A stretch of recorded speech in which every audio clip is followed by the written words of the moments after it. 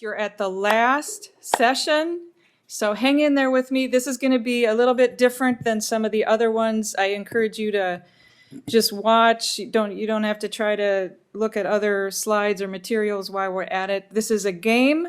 We're going to break you into teams, and I don't have any disclosures. I'm qualified to talk about pediatrics because A, I was one once. B, I am a mother, and C, I'm a grandmother, so that's all you need to know.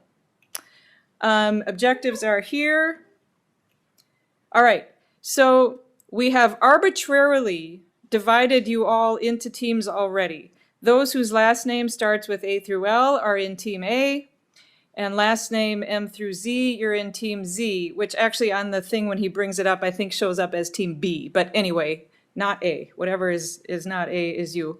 And no, the teams are not exactly equal in size, but that's okay. We'll get over it. That's just how it kind of worked out to get people divided up. So I'm going to have our moderators here in the room with me choose the topic that we're going to go to for our first question. Then what's going to happen is you all they know how to respond on their thing. So you'll respond with your choice. And I'll give you a short time for that, no more than probably 10 seconds. These are not super complex cases, but they all are things that are or potentially on the board exam. So that's why I chose them for this, for the Jeopardy board. So we'll just jump right in and get started, and I hope this works. Go ahead. Nutrition for 500. We're going to start with the difficult ones first. Excellent. So for 500, this genetic test, if negative, rules out the diagnosis of celiac disease. TTG, endomysial antibody, whole exome sequencing, or HLA, DQ2 and DQ8. And responses are coming in. I'll give you about 5 more seconds. Still coming in, slowly trickling. Okay, that's good. And the answer is D. What are HLA DQ2 and DQ8?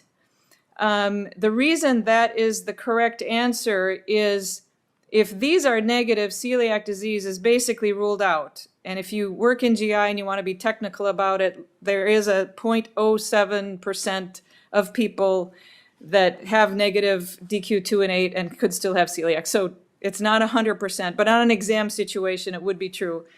If you have a DQ2 and 8 that are positive, it means celiac is possible. It doesn't mean you have it. Of those who are positive, only a small percentage actually have celiac disease. But if you're negative, it rules it out. And the way we use this is, let's say I'm diagnosed with celiac disease tomorrow, and I want to know if my kids are at risk. We will often just do the DQ2 and 8 first, because if that's negative, we don't have to do any further testing. You don't have to do a scope, and you don't have to do all that kind of stuff. So that is the answer for that one. All right. Then what do we want next? Let's do common childhood infections for 200. All right. Common childhood infections for 200. This respiratory infection is manifested by acute barking cough in infants and toddlers and may be improved by breathing steamy air. Some say it doesn't, but it might be. RSV, croup, influenza, or pertussis. Responses are coming in.